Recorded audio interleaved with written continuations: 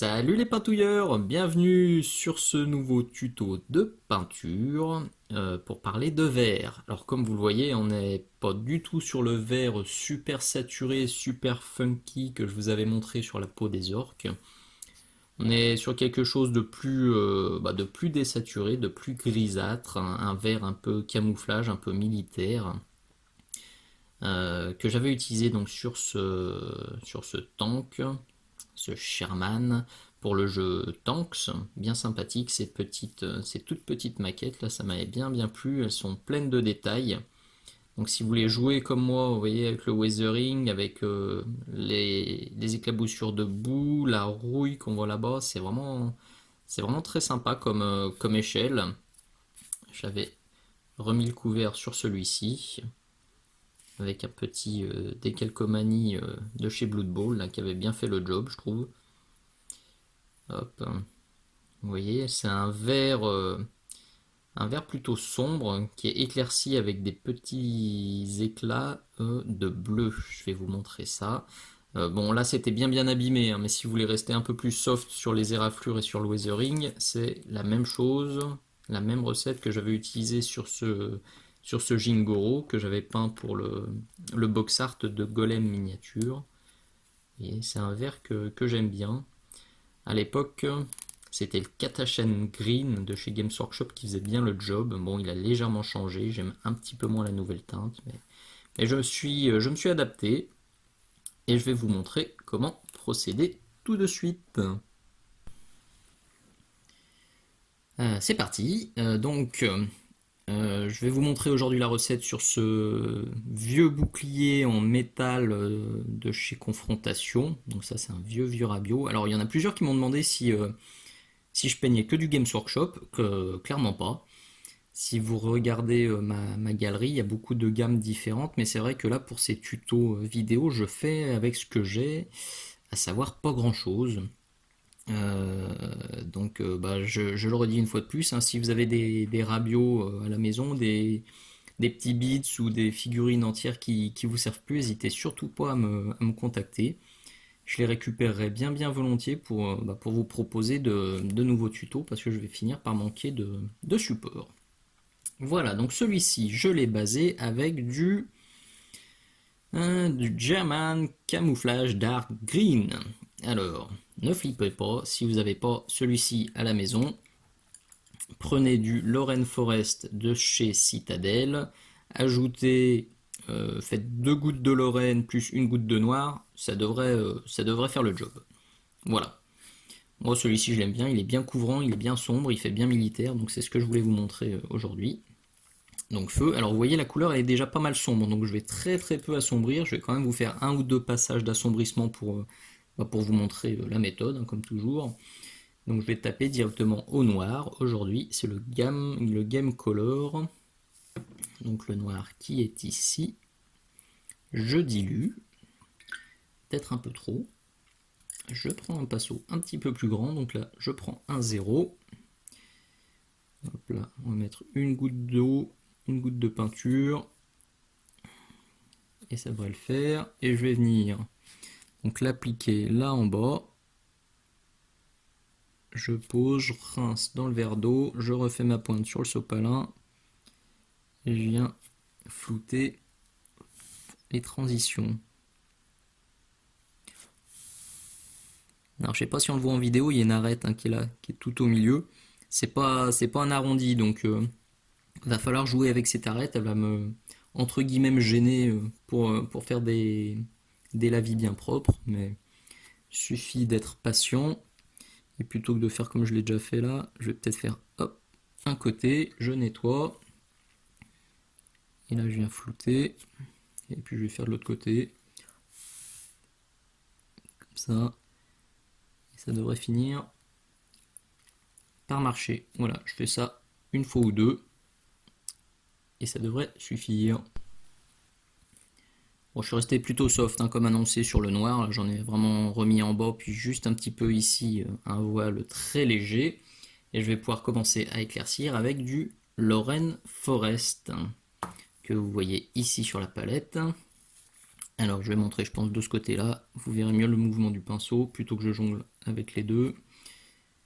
Tac, une goutte d'eau, une goutte de peinture à peu près. Alors comme sur la lame du violet, là, ce qui se passe là-haut, je vais pas me poser beaucoup de questions, je vais bourriner. Puisque de toute façon, toute cette zone-là va être encore rééclaircie.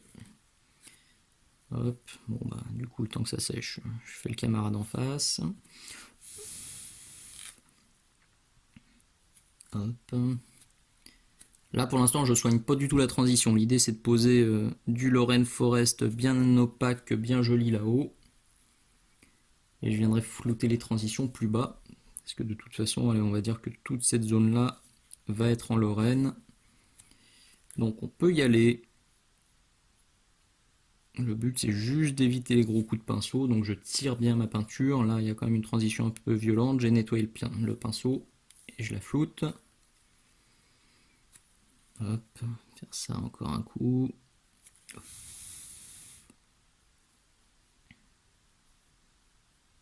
Bon, je descendrai peut-être encore un petit peu plus bas et puis je reprendrai aussi avec le Lorraine.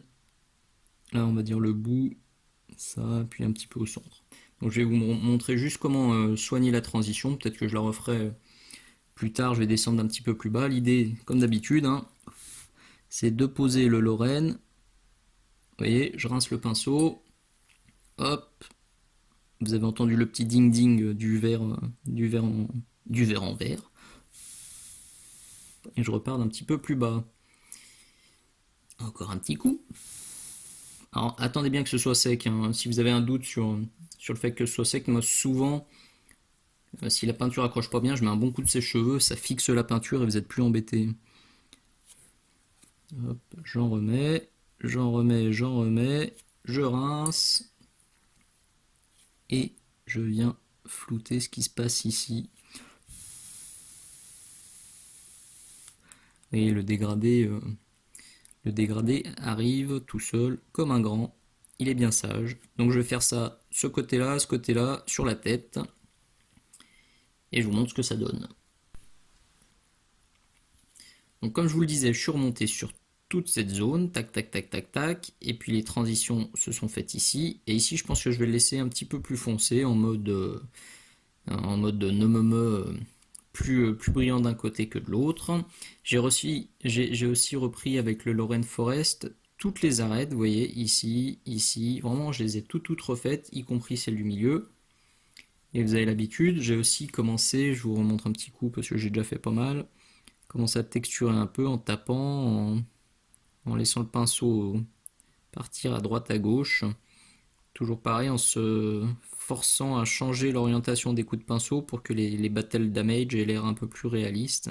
Si vous les faites tous dans le même sens, évidemment, ça sera pas très joli.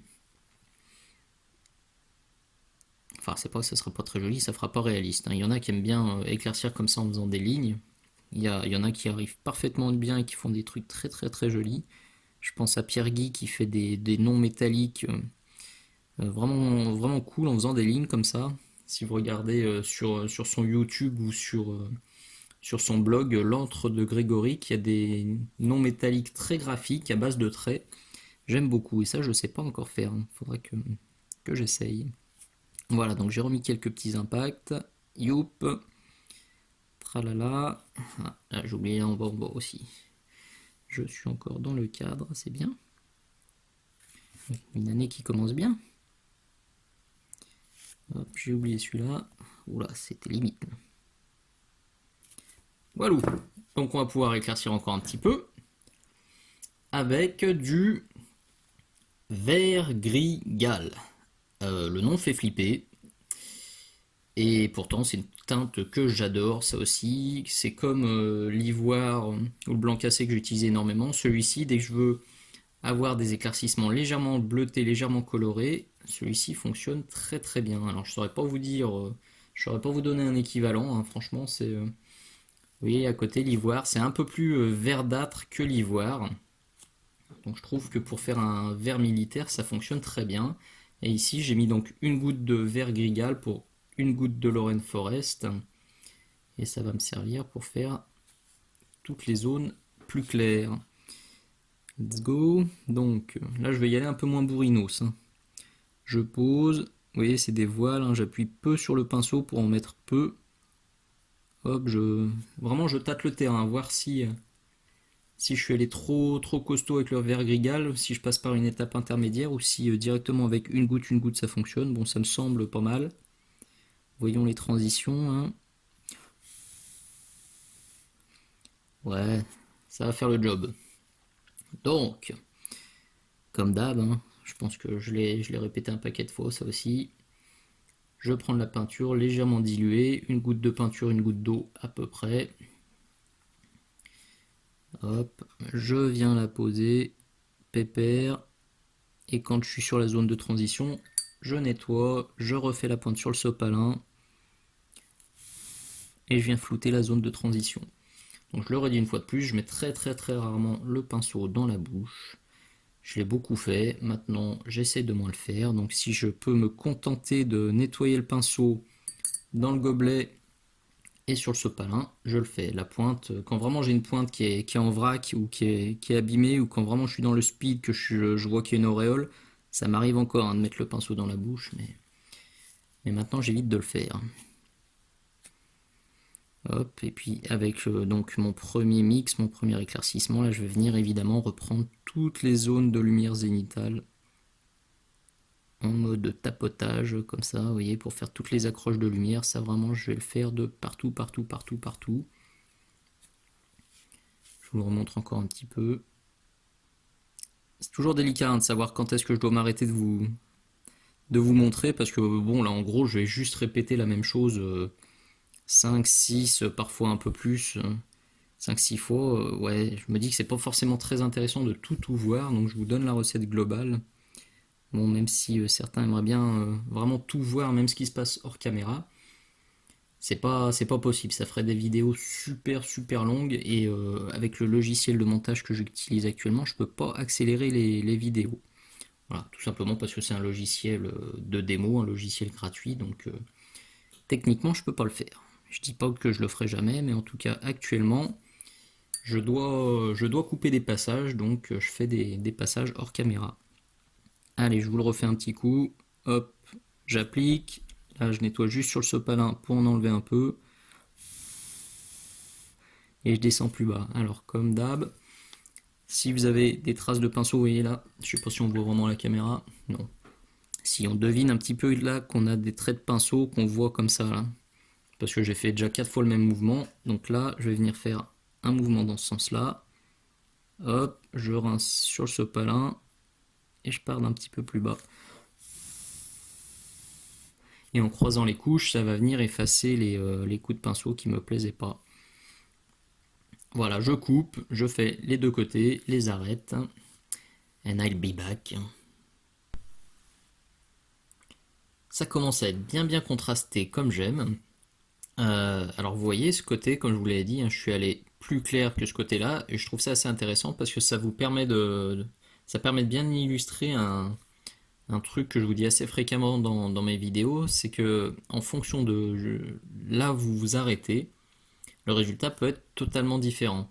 C'est exactement les mêmes teintes, c'est exactement la même recette, mais vous voyez que le rendu, entre ce côté-là où j'ai vraiment poussé le dernier éclaircissement en descendant jusque là, et ce côté-là où le dernier éclaircissement je l'ai arrêté à peu près ici, ben on a globalement quelque chose d'assez différent. Donc c'est important à comprendre ça dans mes tutos. Vous pouvez vous arrêter quand vous voulez, quand ça vous plaît, vous pouvez faire plus sombre, vous pouvez faire plus clair, ça modifiera fortement le résultat final, et vous pourrez du coup faire vraiment ce qui vous plaît. Moi ce qui me plaît, vous me connaissez, c'est le contraste. Donc je vais encore forcer les derniers éclats de lumière avec le vert grigal seul, que vous voyez ici. Alors c'est un vieux pot, donc il est assez épais, donc je vais bien le diluer. Je pense que les pots actuels sont moins épais. Ce pot-là, il a au moins 15 ans. C'est pour ça que j'adore les pots pipettes de chez Valero ou chez Prince Auguste, parce que bah, ça sèche pas. Si on les stocke dans un endroit qui va bien, ils bougent pas et on peut les réutiliser même 15 ans après. Donc je trouve ça vraiment cool par rapport aux pots clipsables qui ont beaucoup de mal. Hop. Allez, donc là vraiment ça va être le moment texture et tapotage, surtout sur les arêtes qui prennent la lumière zénitale, donc toutes ces arêtes là en haut. Alors je vais y aller léger, hein, je vais pas tout surligner, vous voyez, hein, c'est hop, je viens surligner là le bout, hop, là je viens accentuer un peu au bout. C'est vraiment léger léger. Et je vais quand même mettre un peu plus large là-haut, donc j'en mets, hop, je rince et je pars d'un petit peu plus bas.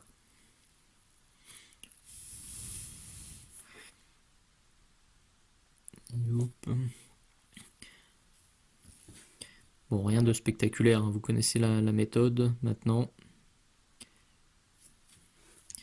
Tout ça, et une fois de plus, vous arrêtez quand, quand le résultat vous plaît.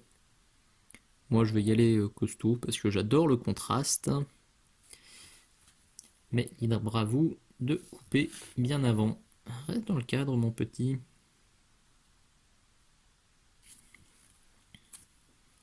Je vous montre encore hein, la lumière zénitale, donc le bas des ailes accroche, le haut du crâne accroche, le bas de l'œil accroche.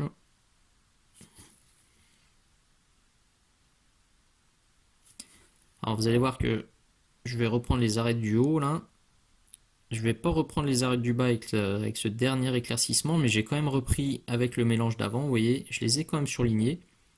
D'un point de vue totalement zénital, c'est peut-être pas juste, c'est même très certainement pas juste, mais je trouve que ça permet de bien redessiner le dessin, de bien redessiner la forme du motif, et ces arêtes là que je reviens prendre en bas, je trouve ça super important. Donc faites-le pas avec l'éclaircissement ultime, parce que ça va peut-être paraître un peu bizarre, mais avec l'avant-dernier éclaircissement ou avec celui d'avant, ça apporte vraiment de la lisibilité sur la pièce, surtout de loin.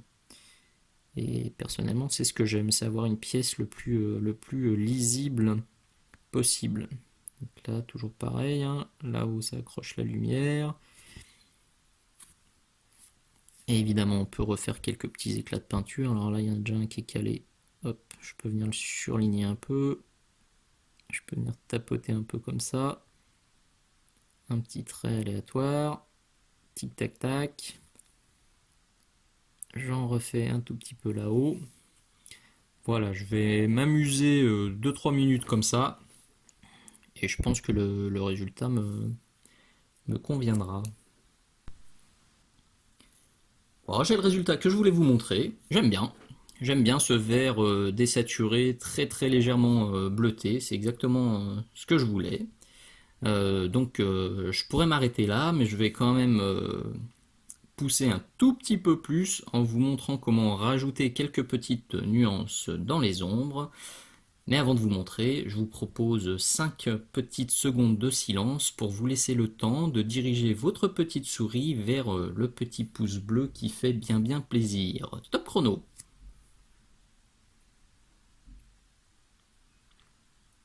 Voilà, merci, c'est cool. Alors c'est vrai que l'envers du décor, ces vidéos, typiquement celle-ci, ça m'aura pris plus de 2 heures entre le moment où j'ai sorti les peintures et le moment où je vais le mettre sur internet. Donc ça vous semble peut-être super rapide, super simple à faire. C'est pas le cas, c'est vraiment chronophage. Donc si à chaque vidéo vous pouvez prendre ces 5 petites secondes, et encore 5 secondes, j'ai été généreux je pense, à mon avis il faut à peine 2 secondes pour mettre ce petit pouce vers le haut.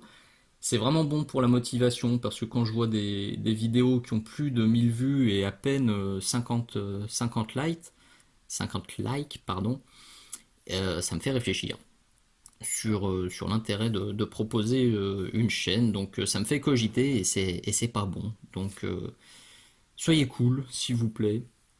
Un petit pouce, vraiment c'est rapide. Si le contenu vous a plu, ben c'est vraiment un encouragement qui est important. Hop là, allons-y avec du Rhinoxide. Ça va être des ondes très légèrement colorées, hein. Le Rhinox, c'est pas violent, c'est sombre, c'est pas très, comment dire, c'est ni clair ni saturé, donc c'est juste pour apporter quelques petites nuances subtiles que je vais venir passer en mode glacis. sur le bas. Hop.